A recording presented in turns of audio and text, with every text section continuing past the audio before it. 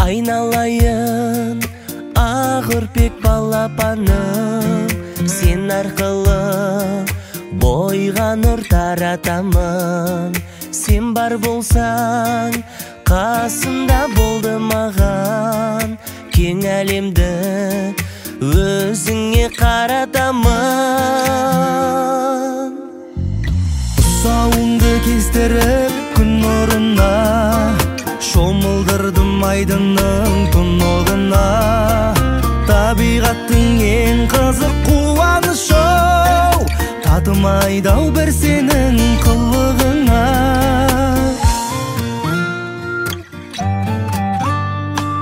Құлыншағым, қуатым, қуанышым, көңілімнің көктемі жұбанышым.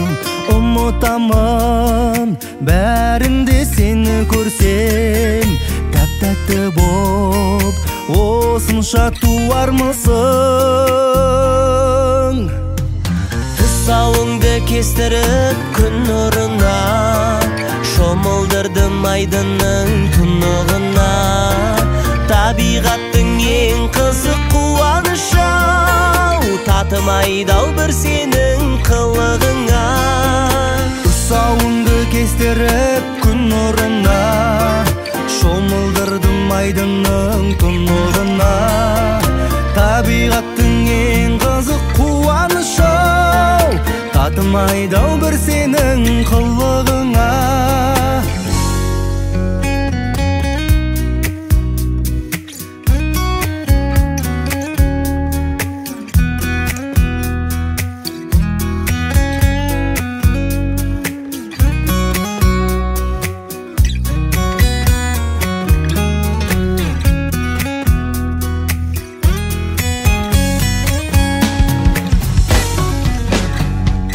Тұсауыңды кестіріп күн нұрына, шомылдырдым айдынның тұнығына.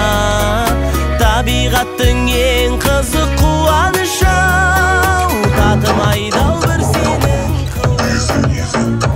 Ай, бәрекелді, рахмет. Не деген қошемет, соғайын деп жатқан шапалақтарыңызға рахмет, қадірменді ағайындар. Ай, бәрекелді. Қадірменді ағайындар, бұлай келсейікші. Қазір қошеметті қалай соғатын болсақ, қазіргі тойымызды қалай бастайтын болсақ, бұйыртса Нұрасылдың өмірі әрмен қалай дәл солай өтетін болады. Бүгінгі тойымыз дәл солай өтетін болады. Келістік па? Егерде айғаймен, шумен, көңілді күймен бастайтын болсақ, тойымыз дәл солай өтеді. Ал егер қошеметті пычық деп соғатын болсақ, пычық болып пісіп өтетін болады. Келістік па? Келістік па? Ал қанекей көрейік. Бүгінгі кереметтей Нұрасылдың бір жас тойына келген құрметті қонақтар, көңіл күйіміз қалай? Ай, бәрекелді. Ассалаумағалейкум. Түбі түркі, түлігі жылқы, атасы алаш, керегесі ағаш, алтын қасықтай ұл тәрбиелеген, күміс қасықтай қыз тәрбиелеген. Атасы аттан түспеген, анасы оттан түспеген, қадірменді де құрметті қазақ дейтін елдің ұрпақтары. Ассалаумағалейкум. Ай, бәрекелді. Ал енді қадірменді ағайындар, рұқсат болса, әдеттен озбайық, уақытты созбайық, бүгінгі кереметтей тойымызды бастайық. Рұқсат болса, баршамыз бір минутқа орнымыздан тұрып, басымызды бұрып, шапалақты шырт ұрып, той екенін білдіріп, бүгінгі кереметтей той иелері Нақыпбек ағамызбен Фируза жеңгемізді, Әзімбек ағамызбен Малика жеңгемізді, Нұрасыл ұлдарыңызбен және де кереметті ұлдарымен құрметпен, қошеметпен қарсы алыңыздар. Қанекей. Бүгінгі той иелері қандай көркем қарашы, бақыт деген баласы. Той иелері ардақтады анасы. Келіңіздер. Тойларын анасы. Бұл ғаламда болмаңда, мұндай шаттық болғанда, көрмегенде керемет. Қошеметтеп қойыңыздар. Қанекей. Той иелері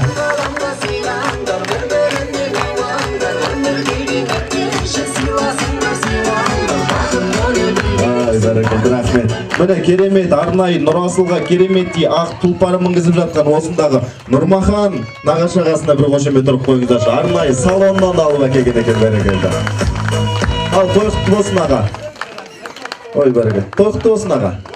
Бұйыртса мінеке немереңіздің керемет тойы мынау айтады ғой қадірменді ағайындар. Ұлың өсәді кетеді, қызың өсәді кетеді, немерең түбіңе жетеді деп. Осы немереңіздің тойы құтты болсын, бұйыртса осы немереңізден барша қызықты көріңіздер. Ал енді мынау өзіңіз де білесіз, біз қазақ халқы батасыз дастарханға тиіспеген, тек қана иіскеген қазақпыз. Ортасында салатта шұқылағанымыз болмаса бәрі нормально. Осындағы Шынтөре атамыздан, ойбай. Шынтөре атамыз бар ма? Болып жайғасайық, Шынтөре атамыздан илахи әмин деп бата алсақ. Жайғасыңыздар, илахи әмин деп батамызды алайық. Ал әумин, тойларымыз құтты болсын. Ақсамауыр қайнасын дейді, дастарханың жайнасын. Небере мен шөбере жан жағында ойнасын. Ұлдарың оншақты болсын, қыздарың оншақты болсын. Ұлдарың дәулетті болсын, қыздарың сәулетті болсын. Ал енді тойымыз ашық деп жариялай берейік. Әумин. Әумин Аллах. Айтқаныңыз қабыл болсын, батаңыз асқақтай берсін атаңыз. Ал енді қадірменді ағайындар, мінекей дастарханға ас қойдық, екі қолды бос қойдық, құлақтарыңыз әнде, ауыздарыңыз дәмде болсын. 2 минут үзіліс. Ай, бәрекелді, рахмет. Ана әкелеріміз аман болсын, қадірменді ағайындар. Енді рұқсат болса, қадірменді ағайындар, бүгін той, бүгін қуаныш, баршаларыңыз білесіздер. Рұқсат болса, бүгінгі тойға арнайы ат басын бұрып, аттан түсіп, аттың басын бұрып, мінекей арнайы оң аяғымен аттап, оң қолымен амандасып, оң көзімен қарап, оң тілегін, оң ниетін ала келген. Осындағы үлкен бар жер береке дейді қазақта. Үлкендеріміздің бастауы, берекелеріміз, осындағы ата-апаларымыз Гүлбану апа, Шынтөре, Манзура, Шыныбек, Балқия, Альбина ата-апаларымызды ортақ шақырсақ. Келіңіздер, барша үлкендеріміз, әулеттің үлкендері, ата-апаларымыз, билеп. Hey, şak! Sandırıp gelemen Ağlamaydım armandan Aytkanına sinemen Bilep geliniz abla! Hoppa! Sen istedim kalayım Seni düşken araydım Bakıdıma bağlayım Rahmet, Gülbanu apa, Şıntöre, Manzura, Şınыбек, Балқия, Альбина апа. Кешігіп жатыр, бәй бәрекелді. Рұқсат болса өзіңіз де сөз кезейік, келіңіз. Құрметті қонақтар, мен мынау қайны мен келінімнің қуанышына серікпін. Мынау ұлдары Нұрасыл мен жаңағы бесік той екен, әрі толған күн екен. Сіздердің келгендеріңізге рахмет. Мына жастарымыз көбейе берсін, өсе берсін. Мына дастарханымыз әр уақытта кең бола берсін. Осындай тойларымыз көп болсын. Еш уайымыз жоқ болсын. Мына барлықтарыңызды мына келген жаңа жыл мейрамымен құттықтаймын. Не деймін басқа? Ай, бәрекелді, бір қошеметін қойыңыздар, рахмет. Айтқан тілегіңіз қабыл болсын апа. Бұйыртса өзіңізге жасыңыз ұзақ болсын. 60-тан аттап, 70-тен жүгіріп, 80-ден секіріп, 90-ға тоқтамай, 100-ге жетіңіз апа деп бір қошеметін қойыңыздар. Ай, бәрекелді. Өткенде апа, осылай асап алаңында бір апам тұрған. Сол кісіге 100-ге жетіңіз деп жатсам, ол апамның 4 қызы, 1 ұлы бар екен. Содан бір қызы орнынан атып тұрды. Ей, тамада бала, неге 100? 120-ға жетсің менің мамам деді. Ойбай, жарайды, апа 120-ға жетіңіз десем, бір қызы орнынан атып тұрды, неге 120? 150-ге жетсін деді. Как будто мен бір жас беріп атқандай. Жарайды, апа 150-ге жетіңіз десем, бір қызы орнынан атып тұрды, неге 150? 300-ге жетсін деді. Мәссаған. Ойбай, апа 300-ге жетіңіз десем, бір қызы орнынан атып тұрды, неге 300? Вообще өлмесін деді ғой. Ойбай, апа, вообще өлмеңіз десе, мен бір ұлы бар, бір келіні бар ғой. Сөйтсем, келіні бұрышта тұр екен, өздері бақпағаннан кейін сөйлей береді екен ғой оларды. Сондықтан ондайдан Құдай сақтасын апа, бұйыртса келініңіз өзіңіз сияқты инабатты, ибалы келін болсын, бұйыртса осындай немерелеріңіздің сіздің де тойыңызда кездесе берейік. Бір қошемет қылып қойыңыздар апама бәрекелді. Бәрекелді, рахмет. Ал енді қадірменді ағайындар, рұқсат болса арнайы апамыздың құрметіне тағы да бір ән болсын. Осындағы қазақ даласын өзінің қоңыр үнімен тербетіп жүрген Үсен Ернұрұлдарыңыздың орындауында қазақ даласын өзінің қоңыр үнімен тербетіп жүрген өнердегі, өмірдегі бауырым Ернұрұлдарыңыздың орындауында.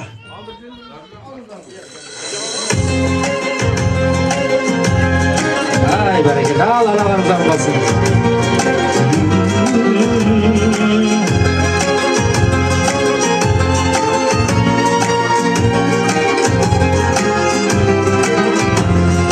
Ақсамайлы ақ көңіл қайраннан ашып, жылдан жылға қартайып қайда барасың?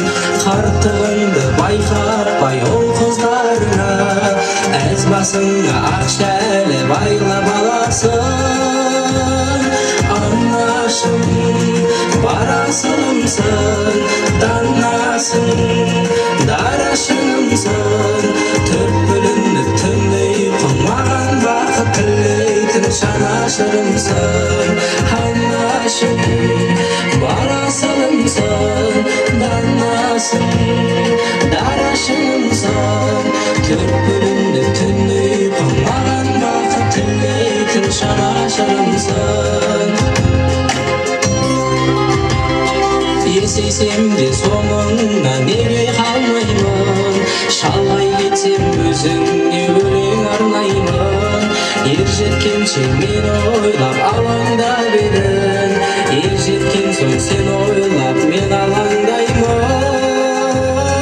Анашым, барасыңсың, данасың, дарашыңсың, түрпілініп түндей қылмаған бақыт тілейтін жанашырымсың. Анашым, барасыңсың, данасың, дарашыңсың, түрпілініп түндей қылмаған бақыт тілейтін жанашырымсың.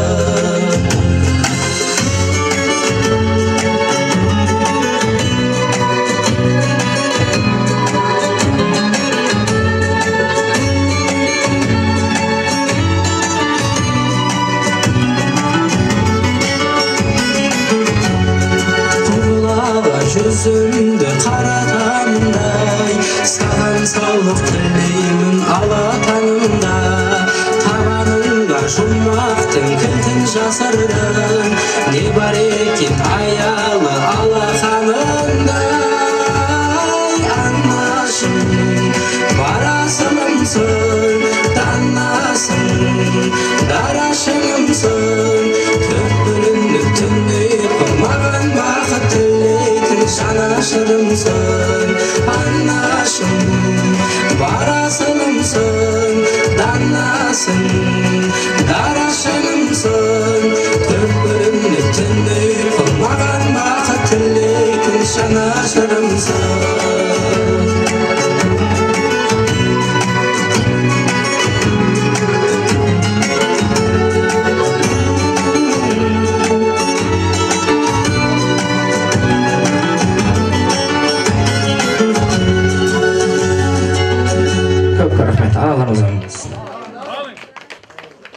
Ай, бәрекелді. Ал, қадірменді ағайындар, рұқсат болса мен ортаға Нақыпбек ағам шақырайыншы.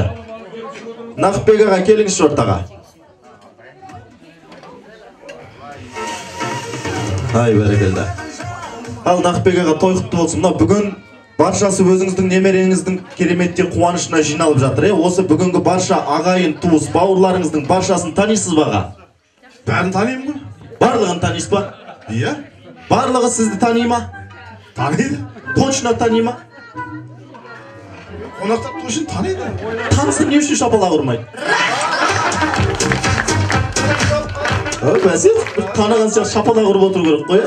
Енді мынау қадірменді ағайындар, осы мінекей бүгін немереңіздің қуанышына жиналып жатырмыз. Өзіңіздің отау құрғаныңызға неше жыл болды? Ой, маған 35 жыл болды. Мәс саған 35 жыл болды деп жатыр қадірменді ағайындар. Ойлаңыздаршы, 35 жыл бір әйелмен. Оңай емес қой.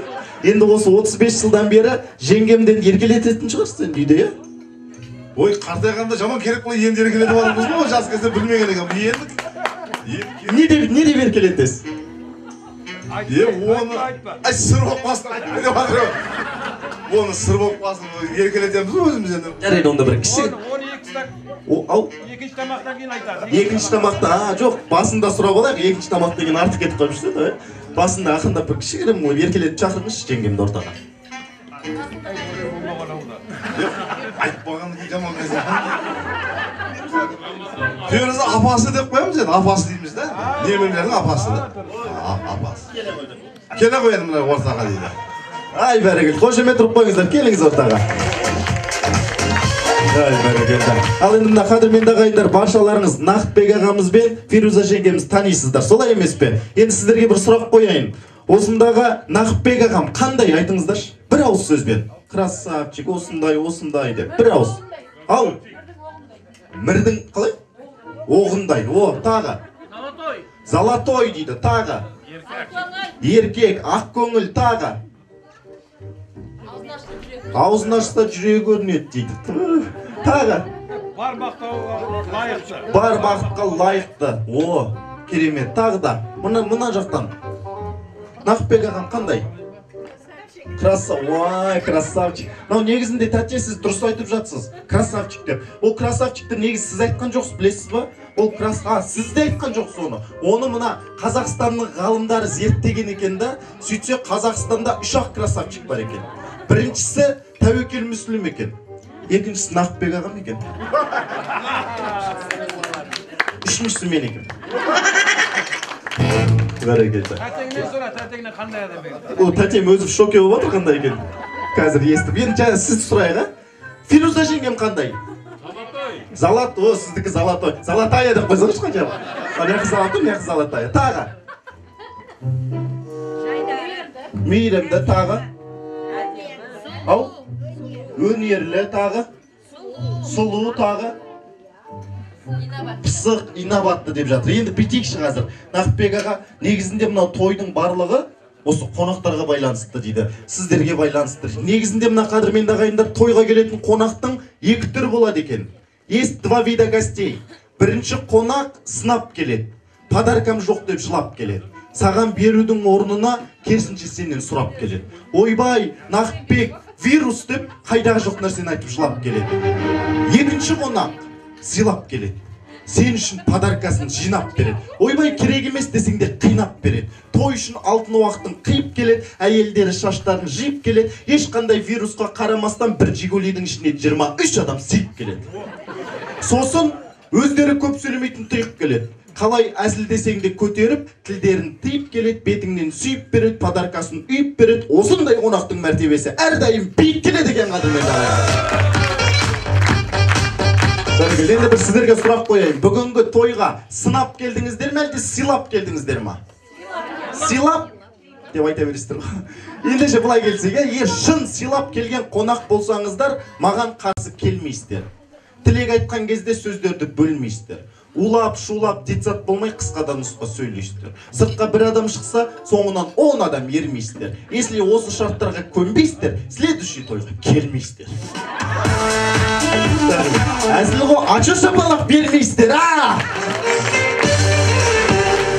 Мына қадірменді ағайындар, негізінде баршаларыңыз білесіздер, дастарханда мәзір болмаса, асабада әзіл болмаса, той емес, құдай тамаққа айналып кетеді. Сондықтан кішігірім әзіл деп жатсақ, сын көзбен қарамай, шын көзбен қарап отырыңыздар. Енді мен қазір ортада аға, жаңа айтып жатырмын, той иесіне байланысты. Мен қазір сізді күштілеп тұрып хабарлаймын. Ортада баршасымен бір амандасып тұрып, ортада күштілеп билейсіз. Сізге қалай қошемет соғады, көрермендер көрейік. Ал енді қарсы алыңыздар, қадірменді ағайындар. Ортада кереметтей Жамбыл ауданының беделді азаматы, Қазақстан барысы 2019, Қазақстан барысы 2020, бұйыртса Қазақстан барысы 2021. Тепсе темір үзер, сүйсе ерін жыла. Нақыпбек аға, ал кеттік аға, кеттік, биле ортада. Хоппа, шат, шат, шат, шат. Хей, хоппа, биле аға.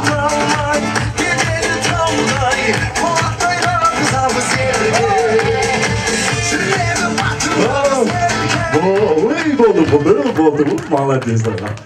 Керем. Ағам билемейді екен, бірақ билесе тоқтамайды екен, керемет. Енді қалай, шапалақ ұрды ма? Ұрады енді шапалақ ұрды. Ұрды, орнынан тұрды ма? Тұрады мұнда?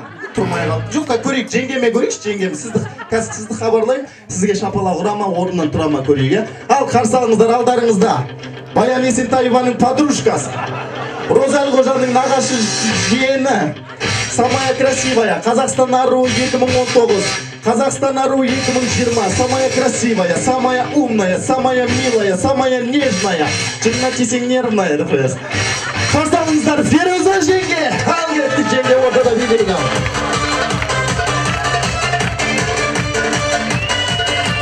Биле. Хейде, шат.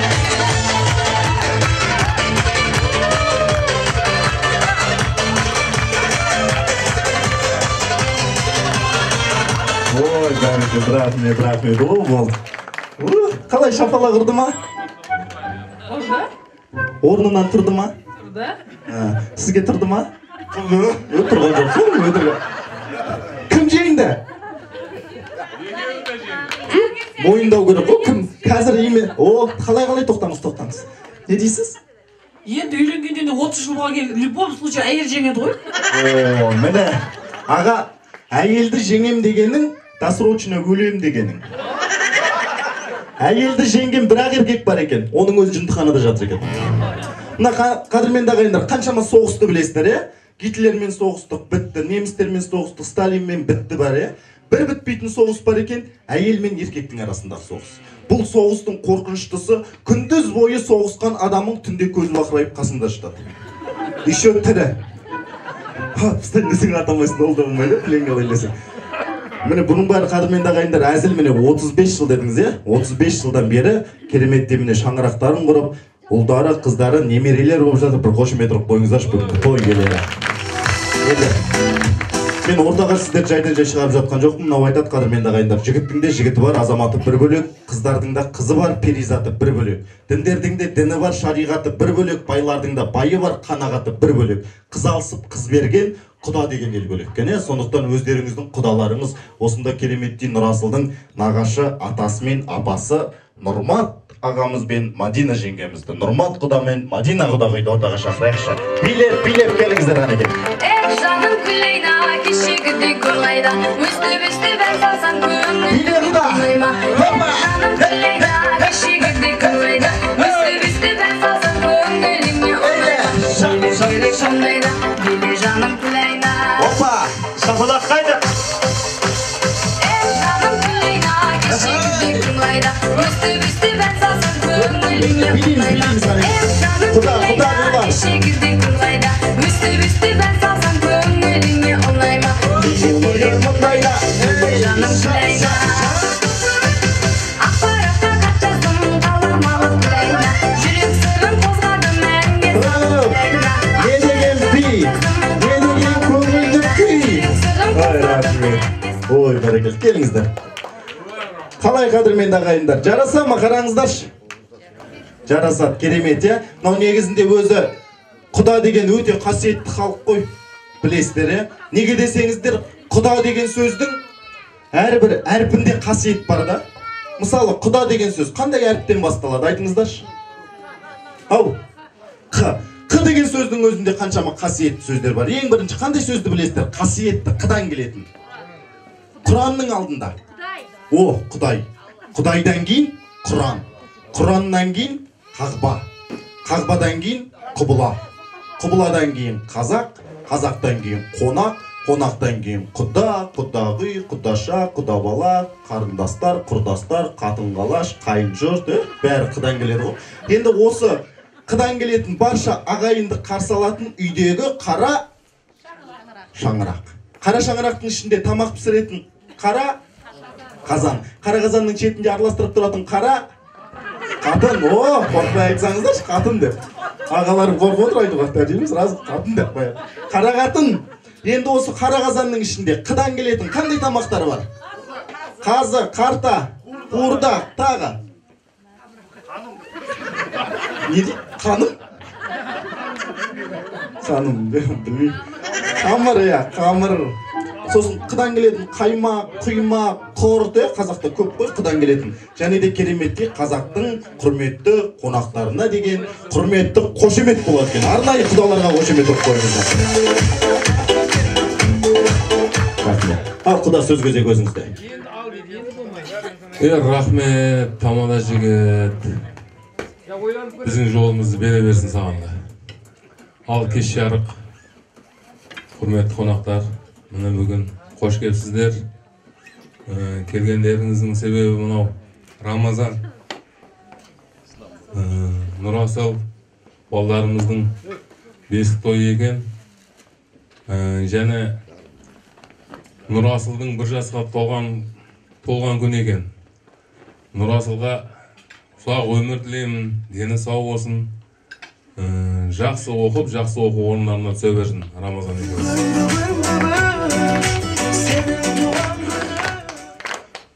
Рахмет барлықтарыңызға келгендеріңіз үшін. Кіріп келген жаңа жылымыз құтты болсын барлықтарыңызға. Жаңа жылымыз жақсы табыстар әкеле берсін. Құдағи қарындас деп қоямын да мен, қарындасым өзім. Сол Маликаны 6 ай сұрапты ғой, женшесінен. Сонда біз құрдас болып жүре берейік, кейін кішкентай қызымды берем дегенге сонда айтқан дегенде, мұна дайынын берсеңші деп. Сол кезде кейін үйге сұрап келген кезде сұрамастан алдым. Перза үйге кеп қалды енді қонақ болып құрдас болып жүрген қарындасын. Көке қызыңызды бересіз ба маған? Айналайын саған бермейін, кімге берем дедім. 6 ай болды дейді, сіздің алдыңызға келсем болар екен ғой. Женшемнің арқасынан жалынып жүрмін дейді да. Келмейсіз ме көкеңе дедім. Сол мұны сондай оқиғалардан кейін мұны 2 перзентіміз Рамазан мен Нұрасыл. Рамазан? Құда қаласа Рамазан жігіт болып қалды. Артынан ере берсін ұл қыздар. Құдеге өмір жасыңыз ұзақ болсын. Осы қарындас құдағы екеуіңіз бақыт жасап, осы өсіріп атқан ұл қыздарыңыздың қызын көре берін. Әрдайым шаңырағыңызға, үйіңізге жақсылыққа тойға келе берейік. Әрдайым осындай күліп ойнап, жақсылықта жүре берін құдеге. Жаңа жыл құтты бола берсін баршамызға. Барлық сөзді айтып қойдым ба демден, Балтаның қызына ем. Қалдырамыз енді әзінде. Мақұл енді Балтаның қызына берейік. Құдағи, жасап жатқан бесік тойларыңыз құтты болсын. Осы немерелеріміз биіктерден көрінсін. Күйеу бала мен Әзімбек пен Малика екеуі бақытты болып, артынан тағы да ұл қыз ере берсін. Солардың қызығына екі жақ бөленіп жүре берейік. Бүгінгі Нұрасылдың туылған күні жасына жас қосылсын, дені сау болып, үлкен азамат болсын. Рамазан ағасының артынан еріп жүре берсін. Әкесі нағашы атасы айтпақшы, жақсы оқысын, биіктерден көрінсін. Осы жерге жиылған көпшілік барлықтарыңызға денсаулық тілеймін, дендеріңіз сау болсын. Кіріп келген жаңа жыл құтты болсын барлығымызға. Бүгін тағы да сайлау күні екен. Осы сайлауымыз адалынан болсын, жақсы басшы болып, елді халықты ойлайтын басшы бола берсін.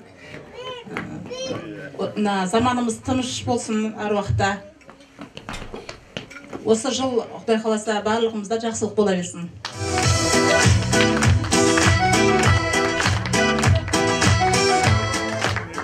Ай, бәрекелді. Ал енді қадірменді ағайындар, рұқсат болса, біз қазақ халқы құдасын құдайындай сыйлаған қазақпыз. Арнайы мінекей той иелерінің дайындаған өздеріңізде сыйлықтары бар екен. Құрметпен, қошеметпен табыстауға рұқсат етіңіздер. Бір қошеметтеп қойыңыздар, арнайы құдамыздың құрметіне современный шапан пальто. Бәрекелді. Бір қошеметтеп қойыңыздар, мінекей. Керемет.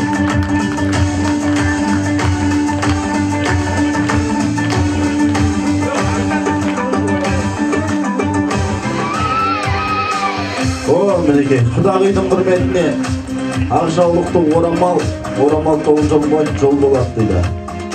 Және де Сақина. Ой, бәрекелді. Ал қошеметтеп қойыңыздар, қадірменді ағайындар. Ай, бәрекелді. Құдалықтарыңыз мың жылдық болсын. Бұл Малика келінімізді баққан бұл кісілеріңіз қой негізі тапқандық емес баққандық дейді. Үйде үлкен ата әжелері бар. Солардың да сый-сияпаты бар еді. Азиза келін мен Алтынай келін келіп, ата енелерінің сый-сияпатын алып кетіңдер. Келіңіздер. Рахмет. Арнайы әженің құрметіне алтын білезік және де орамал және де шапан. Ай бәрекелді. Ай бәрекелді, рахмет. Ал құтты болсын, құдалықтарыңыз можылтып болсын, ортада бір фото болсын, келіңіздер, фотографиямыз. Ай бәрекелді, рахмет. Ал ақ дастархан басына жайғасайық, мінекей арнайы кереметтей құдаларымыздан кейін ыстық асымыз дайын болған екен. Жайғасайық. Жайғасыңыздар.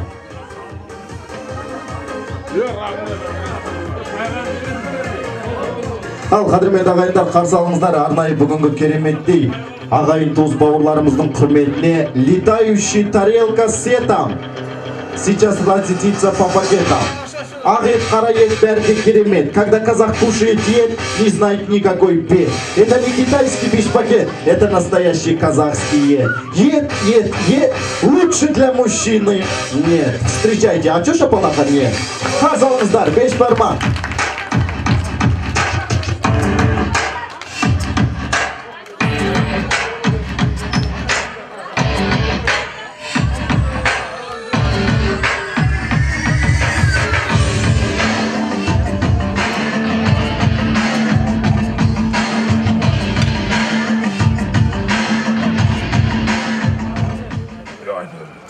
Ал қадірменді ағайындар, рұқсат болса асымызға басымызға илахи әумин деп ақтатамызды алайық. Әумин.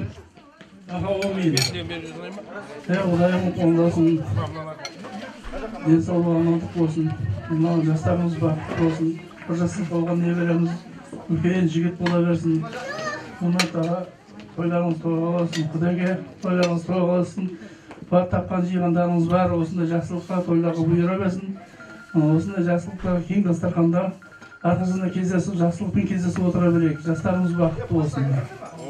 Әумин, бәрекелді. Ал қадірменді ағайындар, қазақ пен қасқырды ет жегенде мазалауға болмайды. Қасқырды мазаласаң қауып алады, қазақты мазаласаң басың шауып алады. Сондықтан астарыңыз дәмді болсын. Когда казах кушает ет, даже волк стесняется, дейді ғой. Ал қадірменді ағайындар, рұқсат болса, үлкен астың үстінде кереметтей тағы да бір ән болсын. Осындағы қазақ даласында әрбір адамзаттың құлағының құршын қандыра алатын, сұңқардай саңқылдаған дауыс иегері, ән айтқан кезде әннің 62 тамырын үйдіріп қоятын Ернұр ұлдарыңызды құрметпен, қошеметпен қарсы алыңыздар қанекей. Әй бәрекелді. Шап-шпа. Ал қанекей көңілдір қандайым.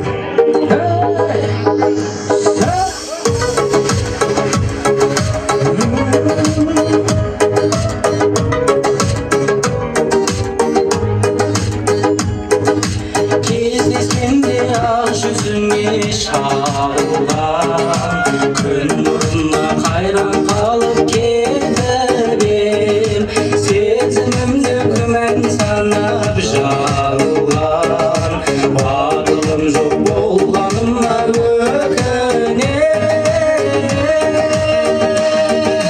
кімге барып кімге айтып кімге барып өтінем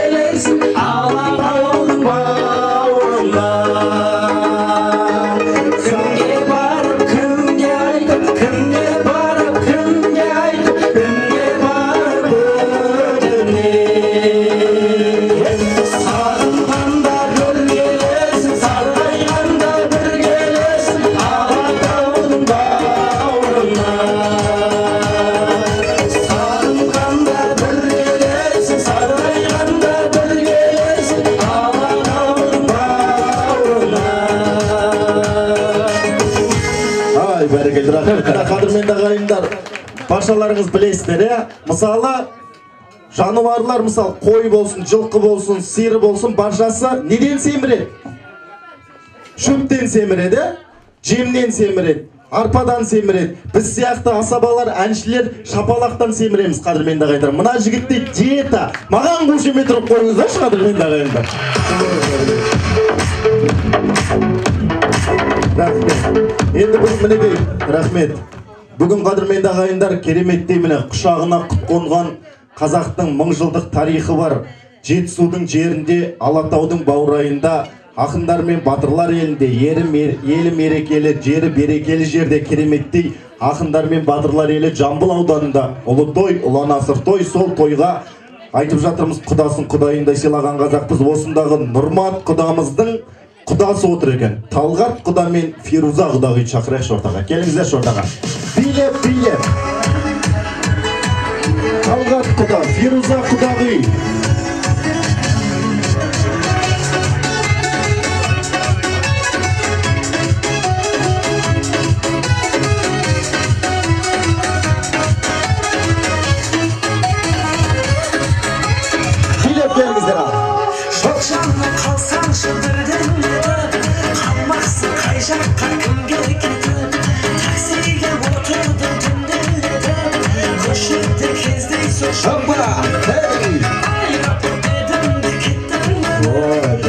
Рахмет.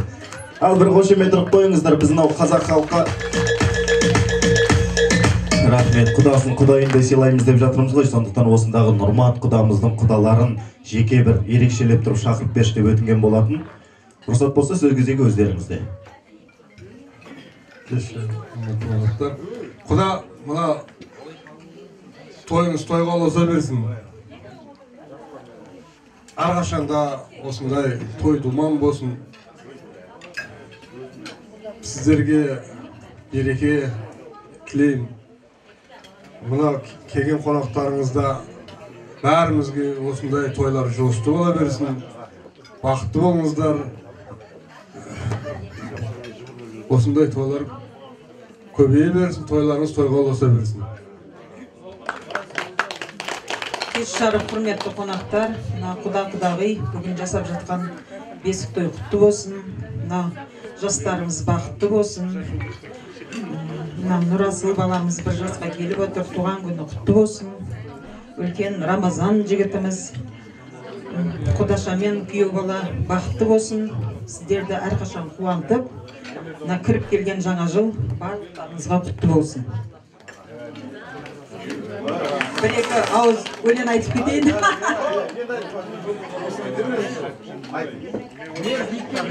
Бесік тойын тойлап жатыр, құдамыз біздің Нақыпбек. Жиналған жұрт тек қана мадақтасын, мақтасын. Шақырды ұзақ жақынды, қолына алып соткасын. Алла тағала аманет, күйші мен отбасын. Шақырды ұзақ жақынды, қолына алып соткасын. Алла тағала аманет, күйші мен отбасын. Құдағи мен құдамыз, балдардың көрсін рахатын. Ән болсын деймін әншілер, көңілге қонып жағатын.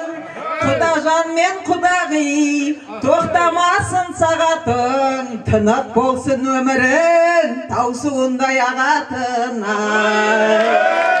Құдағи мен құдажан, тоқтамасын сағатын. Тынық болсын өмірін, таусуындай ағатын. Шабалақ қайда? Тілді сайратқан, қаусырма жақтың арасы, домбыраны сөйлеткен 5 саусақтың саласы, келіншектің әнекен әлдилеп сүйген баласы деп Құдай қаласа, балдары көп болсын құдашамыздың, мына күйеу баламен бақытты болсын. Ай, бәрекелді, бір қошемет тұрып қойыңыздар. Құдағи, мынау әніңізге қарасам әжептәуір іс секілді. Бүгінгі тойда ең красавица сіз секілді. Мына даусыңызға қарасам, как будто 18-де қыз секілді. Бір қошемет тұрып қойыңыздар. Жасы елуде. Айтпасаңызшы, бәрекелді. Bir қошемет ұрып қойыңыздар, міне керемет. Сіздермен кәдімгідей сөйлегім келмей қалды ғой мен. Өтпей қалатын сияқты болып тұрмын да. Бәрі тып-тыныш болып қалды ғой, сіз сөйлеп едіңіз, бір қошемет деп қойыңыздар, керемет. Осындай қонақтарымыз көп болсын. Мынау қонақ осылай керемет әндетіп жатса, тілегін айтып жатса, халықтың барлығын назарына өздеріне аударып жатса, ол кереметтей көңіл күймен келді деген сөз. Солай емес пе? Ендеше ортада керемет бір би болсын, баршамыз келіңіздерші ортаға. Осы құдамыз бен құдағиымыздың құрметіне бір ортада билейік шығар екен. Маэстро музыка жібер. Ал кеттік ортада керемет би.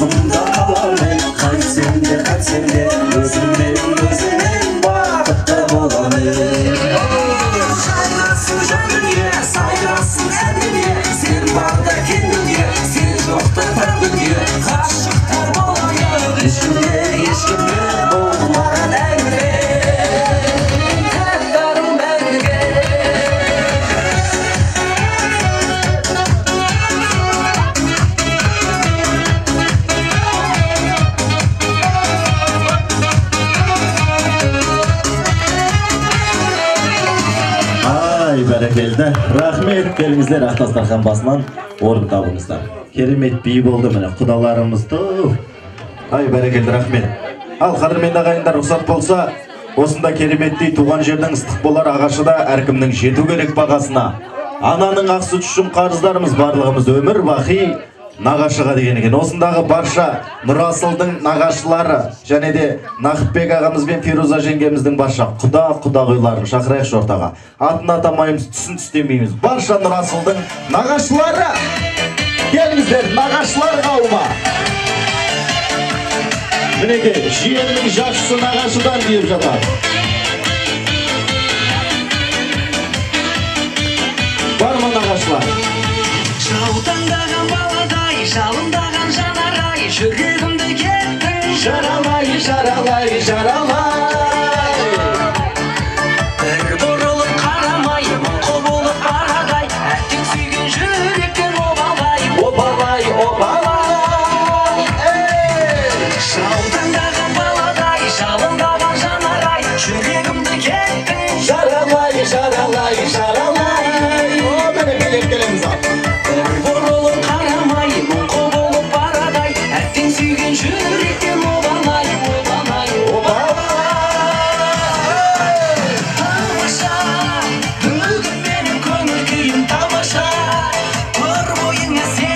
жараса кел қарындас кел алғаша.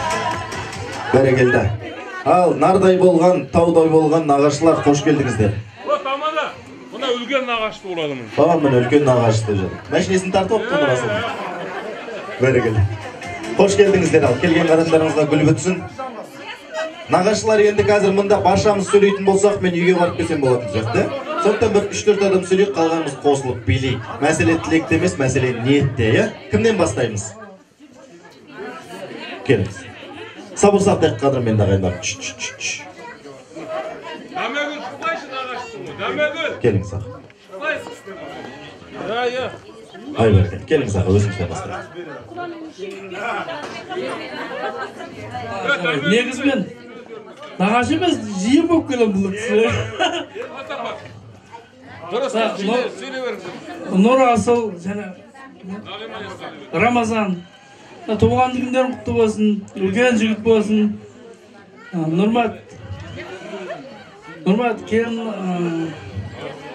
құдеге тойларың құтты болсын, небәрелерің үлкен жігіт бола берсін, тойларың тойға болсын. Құдағаласа Феруза құдағы егуім осы небәрелердің қызығын көре беріңдер. Тойларың тойға болсын, жастарымыз бақытты бола берсін. Ал құрметті көпшілік, мына бүгін жиылып отырғанымыз Нақбек Құда, Феруза. Бес тойларың құтты болсын. Мына қарындасымыз бен Назым күйеу баламыз бақытты болсын. Немелер көбейіп артынан ере берсін. Мына жақсын айтсаң тасиды дейді. Осынша жақсы тілектер айтылып жатыр. Осының барлығы періштердің құлағына шалына берсін. Мұны барлықтарыңызға денсаулық, осы жерде отырған. Осындай той бәрімізге де жұғысты болсын. Әрқашан қуанышты күнде жүздесіп жүре берейік барлықтарымыз. Бастарымыз аман болсын, деніміз сау болсын барлықтарымыздың. Аспан ашық болсын. Әрқашан қуанышты күнде жиналып жүре берейік. Тойларын тойға ұласа берсін. Әрқашан денсаулығыңыз мықты болсын.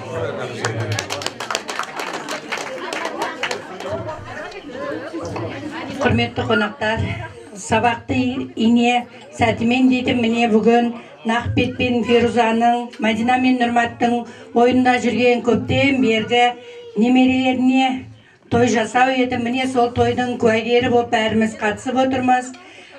Қандай жақсы күнде керемет той болып жатыр. Барлықтарыңа мынау немере той құтты болсын деймін.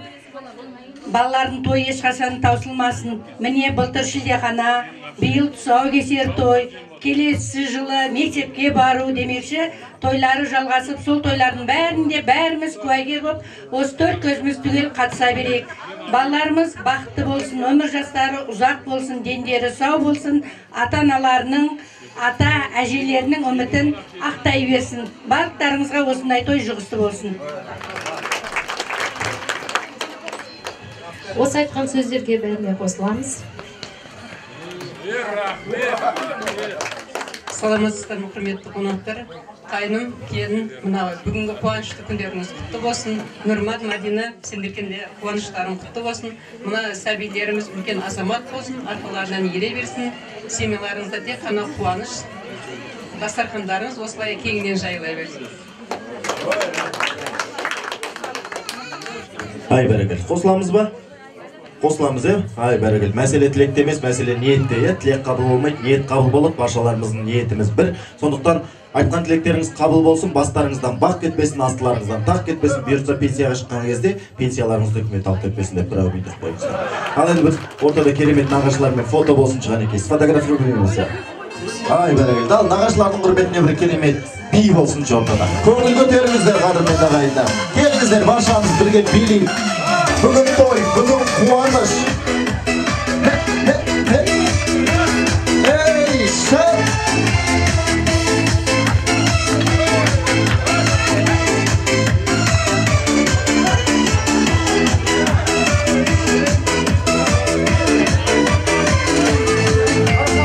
Асырсап билеп ойнаған, көңіл көтеріп тойлаған, дос жарандарды шақырып, шаттықтың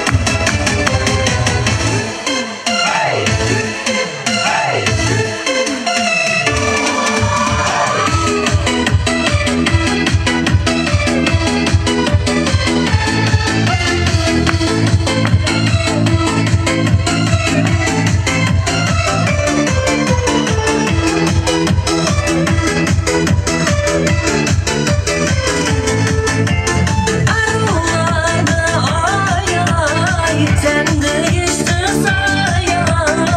Gel dostlarım gel bile. Kozulağımız ayırmay. Osuna toydan en sağ. Oyna da gül, oyna da gül. Bilin sol şarttanı. Oyna da gül hey, oyna da gül.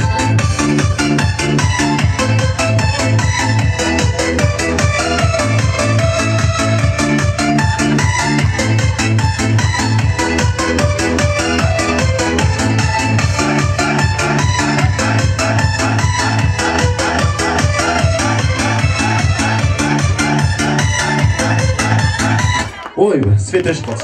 Бәрекелді. Беріңіздер, жайғасыңыздар, Ақтастархан басына жайғасыңыздар. Ал енді қадірменді ағайындар, рұқсат болса осындағы кереметті, қадірлі, құрметті қонақтардың бірі Феруз апайымыздың әпке жезделері және де сіңілісі деп жазған екен. Мұсабай, Тоты, Гүлмира деп жазыпты. Келіңіздер шортаға, билеп. Мұсабай, Тоты, Гүлмира.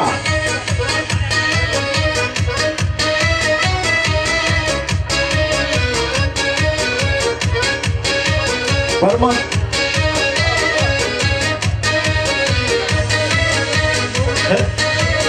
Мұсабай, Тоты, Гүлмира. Опа!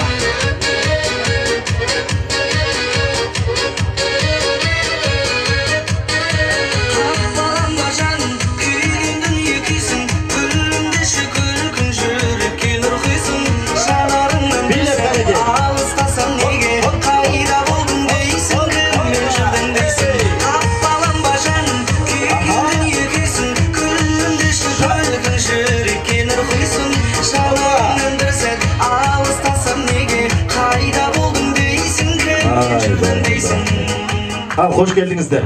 Мінеке керемет мінет. Нұрасылдарыңыздың бір жас тойы құтты болсын. Аға, өзіңізден бастайық, келіңіз. Жездеміз ғой? Келіңіз. Алла сұлабен құрметті жақыннан астайын қонақтар. Құдайға мынау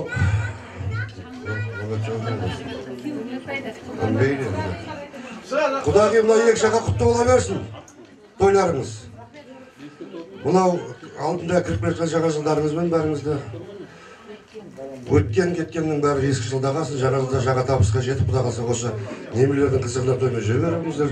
Мына бажам Мамбалсым екеуіңіз бәрі. Не деймін? Құда қалса артынан ере берсін. Мына бажамның толған күні құтты болсын. Тағында біреуін жаса сондайдың. Ар жағын Құдай қаншағынша көре бересін. Балапанның да толған күні құтты болсын. Той жұсты болсын бәрімізге. Кеш жарық, құрметті жиылған қауым. Менің құрдасым Нұрмат, құдам, әрі құрдасым Мадина. Мына келген бесік бар. Қазір тұсаукесер болады, немеренің бір жылдығы бар, бәрі де құтты бола берсін.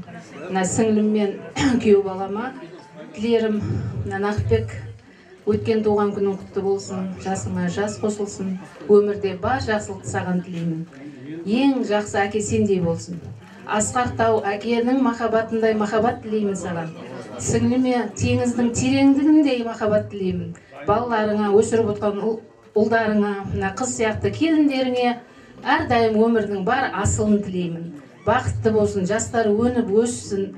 Мына әкелген заттары өздерінің ыстық денесінде тоза берсін. Жастардың немере өлгенше дейді ғой. Немерені өлгенше бағып, солардың қызығына тоймай, біздер жүре берейік. Тағына не дейін? Өткен жаңа жыл мерекесі құтты болсын. Ескі жыл есіркеп, жаңа жыл барлығымызды жарылқай берсін, иә. Сол бақытты болайық. Көргеніміз той болсын, жамашылық көрмейік. Әпше жезде мына жасап жатқан тойларыңыз құтты болсын. Нұрасыл жігіттің бір жасқа толуы құтты болсын. Үлкен жігіт болсын. Жезденің туған күні құтты болсын. Әкенің, жезденің жақсы әкедей демекші, жездемді не деп айтайын, мақтап айтайын десем, толқып тұрмын. Әркімнің жездесі менің Нақыпбек жездемдей болсын. Майдайынша Нұрмат көке, мына той құтты болсын. Қуаныштарыңызға серікпін. Нақыпбек жездем үйінде әрқашан той бола берсін. Дастарханы әрқашан осындай жақсылықтарға жайылсын. Өз неберелерін өте жақсы көреді. Үйі толған небере болсын, шөбере болсын. Осы отбасыға тілейтінім бақыт, денсаулық. Әрқашан бастары той думанынан шықпасын. Барлығымызға осы той жұғысты болсын. Ай бәрекелді, айтқан тілектеріңіз қабыл болсын. Бұйыртса, мінекей, өздеріңіздің әулеттеріңізге понедельник күні ырыс келсін. Вторник күні ырыспен бірге кіріс келсін. Среда күні бұйыртса келініміз тағы да босанайын деп жатыр деген сыбыс келсін. Четверг күні сол сыбыс дұрыс келсін. Жұма күні бұйыртса шаңырақтарыңызға іңгәлаған дыбыс келсін. Сенбі күні барша ағайын туыс келсін. Жексенбі күні Фируза жеңгемізге кішкентай бөпенің құйрығын жуатын жұмыс келсін деп. Бұйыртса оншақты ұлдарыңыз, моншақты қыздарыңыз болсын. Bir қошеметтеп қойыңыздар, ақ дастархан басына жайғасыңыздар. Сүйрет, фото. Сфотографировать будемся. Внимание, снимание.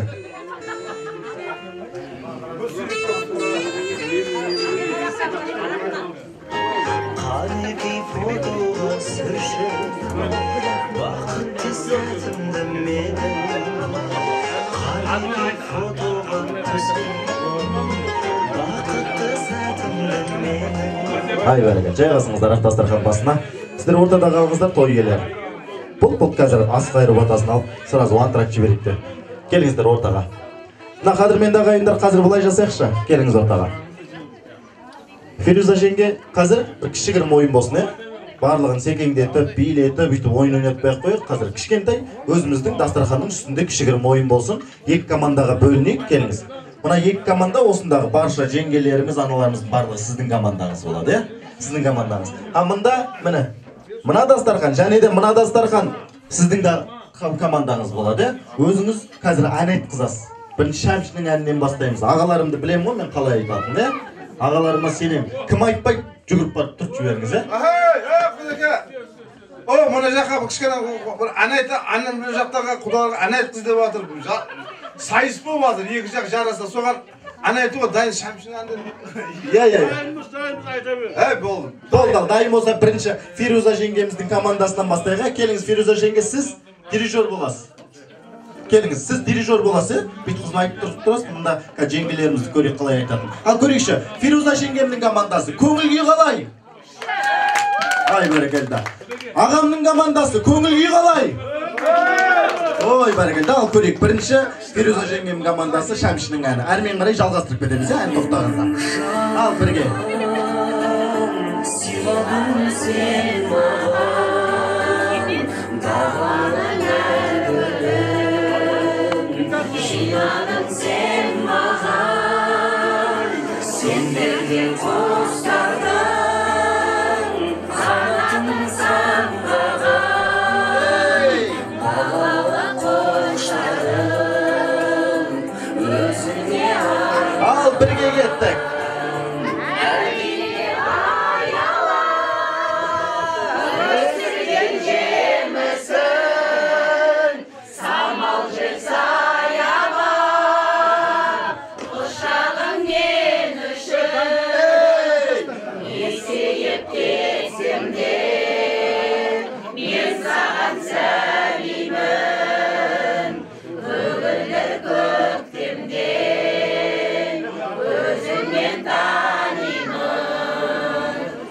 Бәрекелді. Фируза жеңгемнің командасына бір қошеметтеп қойыңыздар.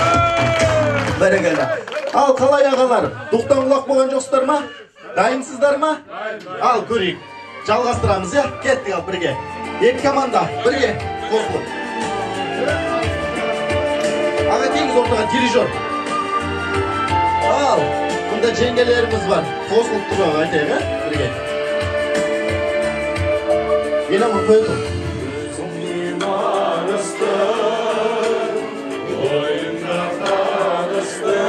Бірге.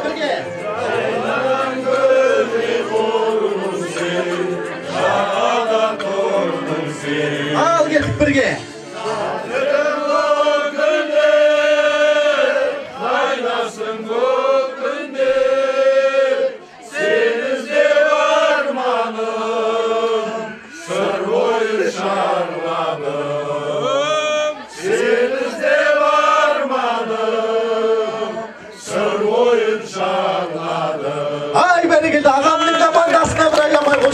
қойыңыздар. Рахмет. Ал, Фируза жеңгемнің командасы дайынсыздар ма? Екінші шарт өзгереді. Екінші зажигать етуіміз керек, е? Қошеметтеп, айғайлап, ысқырып қойсаңыздар болады апалар ортасында, е? Бірақ музыкаға қосылып бірге айтамыз, ұмыт кетпейік, е? Ал кеттік. Жібер. Хоппа! Дауыстарыңыз естілмейді. Хоппа!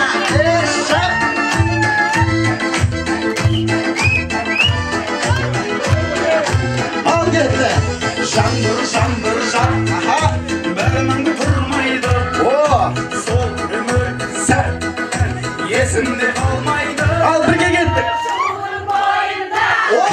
Сені іздедім. Сені іздедім. Опа, күйдегі. Опа. Ой, бәрекелді. Фируза жеңгемнің командасына бір аямай қошемет тұрып қойыңыздар, бәрекелді. Ал, дайынбыз ба? Дайынбыз ғой? Ал кет, маэстро. Зажигать етеміз, ағалар. Дауыстарыңыз естілмейді. О, қане. Қошемет көрінбейді, шапалақ көрінбейді. Опа! Опа!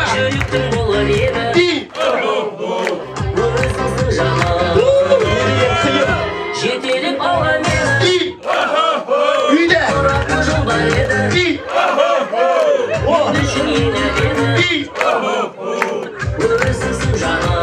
Бірге кеттік ал. Ай-ай-ай. О! Тағы да бірге. Ой, бәрекелді. Ағамның командасында аямай қошемет тұрып қойыңыздар. Не деген қиынан мынау, е? Сол оңай. Қазір енді бүйтейікші.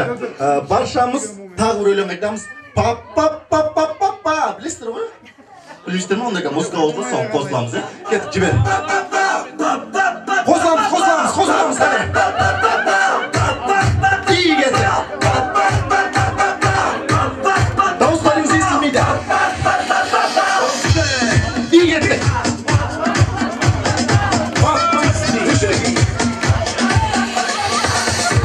Рахмет. Не істеймісіз? Түсіндік қой, папа аладық, енді ойғы ағаларым. Мамалатайын деп атсақ сіздер. Дауысықта, дұрыс. Папа мамалатып аңыздар. Өздері мамалап алайық дейді ғой. Сосын барып мамалаймыз дейді. Папасы да мамасы да болып жатыр міне. Келіңіз аға. Енді дұрыстап тұрып бір күштілеп мамалатайық. Анаяқ папалады. Бұл жүгірмекті бір билету керек еді. Қазір билейді. Ал көттік ал. 1, 2, 3. Бірге. Не ол? Өзім айтайыншы. Мама Мария, Мама Мария,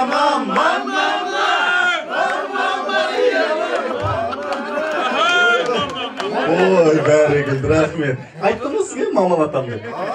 Пожалуйста. Бір қошемет тұрып қойыңыздар, қадірменді ағайындар. Енді мынау, қадірменді ағайындар, бүгін, я? Той қай ауданда болып жатыр, айтыңыздаршы? О, Жамбыл ауданда. Ақындар мен батырлар елі қай аудан? Жамбыл аудан, бәрекелді. Мынау елі мерекелі, жері берекелі. Бүгін керемет ағамыз қай ауданда той жасап жатыр? Жамбыл ауданы. Жамбыл ауданда. Негізінде баршаларыңыз білесіздер, мынау Жамбыл ауданы тектен текке ақындар мен батырлар елі деп атамайды. Бұл жерде қаншама ақындар, батырлар, жыршылар, күйшілер дүниеге келген. Солай емес пе, я? Мысалы мынау білмесеңіз, біліңіз. Қазақтың көптен біріміз. Қарасаймен ұлымыз, Наурызбаймен іріміз, Қазбекпекпен тіріміз. Сәмен Батыр Сыпатай, бабалардың ұлымыз, Сұраншы Саурық Сарыбай, Қызыл Жолбарыс піріміз. Медетбек Батыр Байсейіт, Найманбай рухы тұрғанда жығалсаңыз жығыңыз. Қастекпенен Қараштар биікте тұрған туымыз, Сүйінбай Жамбыл жырымыз. Үмбетәлі Өмірзақ, Есдәулет біздің құнымыз. Нұрғиса тартар күйіміз, әсет айтар әніміз. Оспанханды айтсам күліңіз. Қарсақбаев Абдолла кинорежиссер ағайын. Осы елден шыққанын біліңіз. Мұхамеджандар жазушы, қылғалам біздің құлымыз, Қарасияда жынымыз, романға толған шынымыз, Сейдахметтей қаламгер, Балғабектей жахангер, шығармашылдық шынымыз, қара өлең қара суымыз, арзан сөз ащы уымыз. Әсімхан атам тағы бар, дастан боп шыққан күніміз, толға боп батқан түніміз, Нүрейлі ақын нұрымыз, Шәріпова Замзагүл, атақты әртіс гүліміз. Қасым да әртіс ұлымыз, Гүлсім де ақын қызымыз. Қасымбек, Қаныбек, кинорежиссер біліңіз. Әлімқұл атам Жамбылов, қылыштан өткір тіліміз. Жәнібек, Өтеп, Әнуарбек, Әбдіғали үніміз. Жақыпбеков, Есенқұл, кітап боп қалған жүзіміз. Қаныбектігін білмейді, ұлт үшін туған ұлымыз. Өтсе де ғасыр жылымыз, өзгермей келет құнымыз. Тұлпар боп туған ұл елдің тұяғын басқан ізіміз. Суық төбе төріміз, май төбеміз беліміз, кіші саз бен құлансаз ол да біздің жеріміз. Таңбалтасты кім білмейді, сенбесеңіз көріңіз. Аңырақайды кім білмейді, қалмақты жеңген жеріміз. Тоқетерін айтқанда тектіден туған тегіміз. Жамбыл аудан, жеріміз қадірмен дағайында Жамбыл аудан жасасын. Жамбыл аудан, сүйінбайды ән жыраудан, ол тарихта мәңгі қалған, ерлері көл алды салған, аламаннан алды болған, жыралыбы Жамбыл аудан жері. Жамбыл аудан жасасын қадірмен дағайында. Ал енді рұқсат болса, отыра орындықтан ұят болған сияқты, сондықтан ел ақияумен деп асқайры батасын алайық. Құдалардан. Ал бата, береді құда ата. Қол жаймайды ғой ешкім жоқта. Әумин. Аумин. Дастарханның берекесі болсын, тыныштық амандық болсын, жастарымыз бақытты болсын.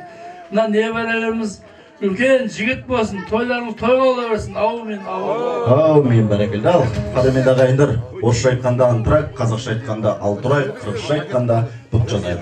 Келіңіздер. Онда да керемет шей болсын. Жариялаймын.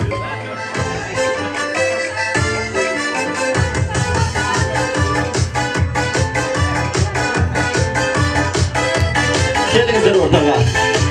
Жарты сағаттық би, антырайық.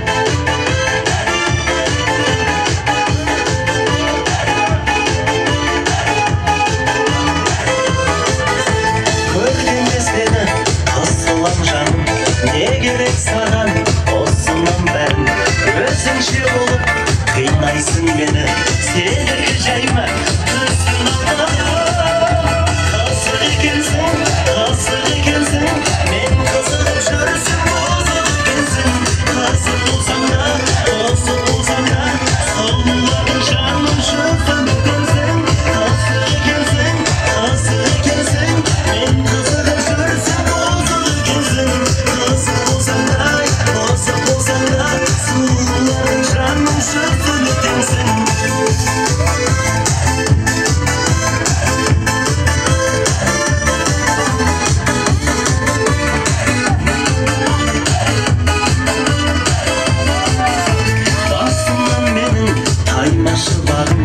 Уақыт бар әлі, қайда сығамын, өтмелетсенді, сүйем ғой сені, қатты кетпеші, жайлашы жаным. Қасық екенсің, мен қызығып жүрсің, бозық екенсің. Қасық болсаң да, соғылады жаным жүзім екенсің. Қасық екенсің, мен қызығып жүрсің, бозық екенсің. Қасық болсаң да, соғылады жаным жүзім екенсің.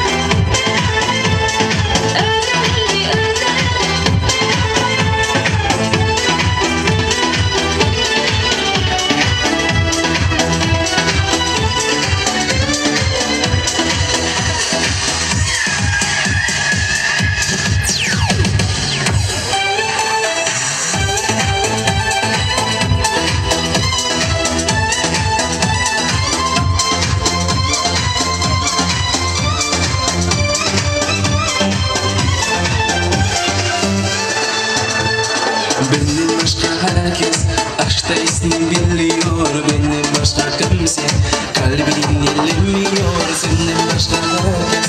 Bak peşimde koşuyor gönlüm senden başka kimsenin beklemiyor. Kadınlar aynı, erkekler aynı. Sevmeyene bekleyin de aynı. Gelirler haklı, dönüyor geriye. Al birini, vur birini, her birisi aynı. Azar azar, kenar dizini yazar. Böyle gelmiş, böyle gitmez o kadar. Beni aşka düşman etme. Yok yok acalım, niye kalem o zaman? Azar azar, kenar dizini yazar. Böyle gelmiş, böyle gitmez o kadar. Beni aşka düşman etme. Yok yok acalım, niye kalem o zaman?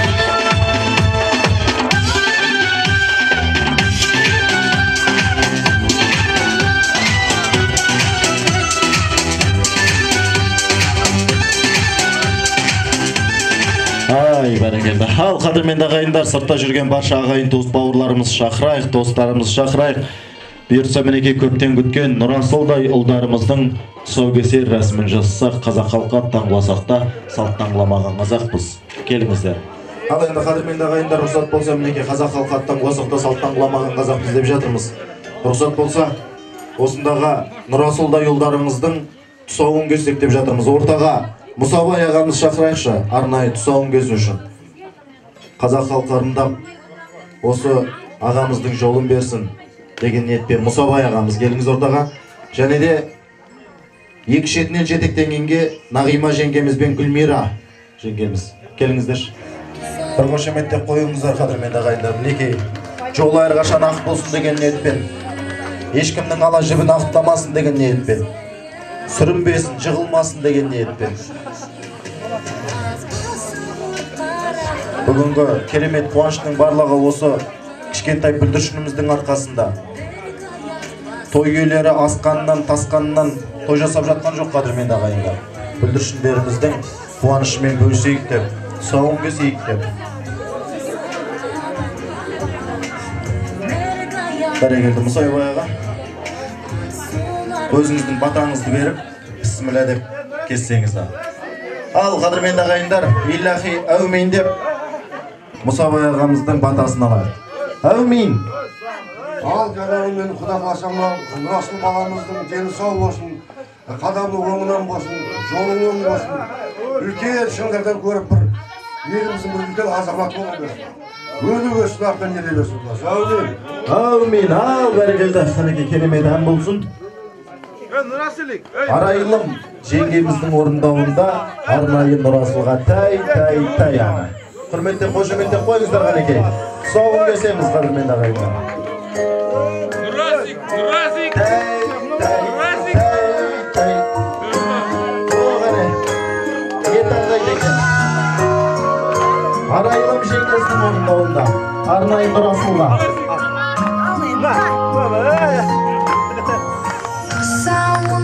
Keseyim, Allah jüptü şeşeyim, kutlu bulsun dağlar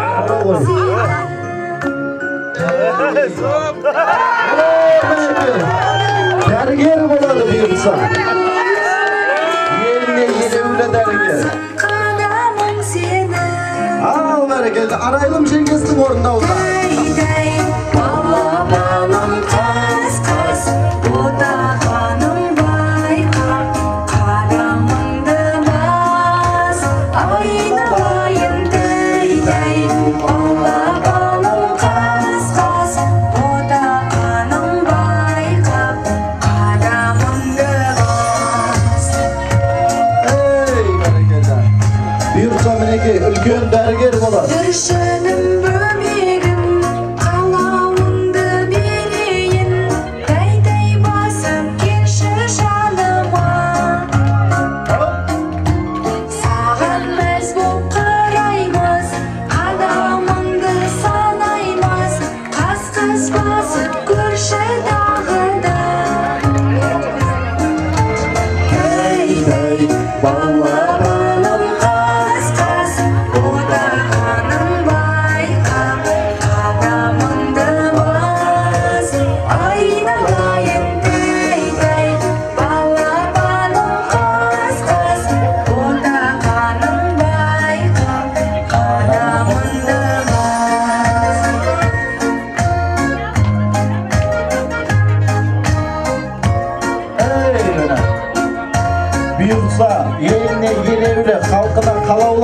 болсын қадірмен ағайындар. Қазақстанымызды көркейтетін үлкен дәрігер болсын.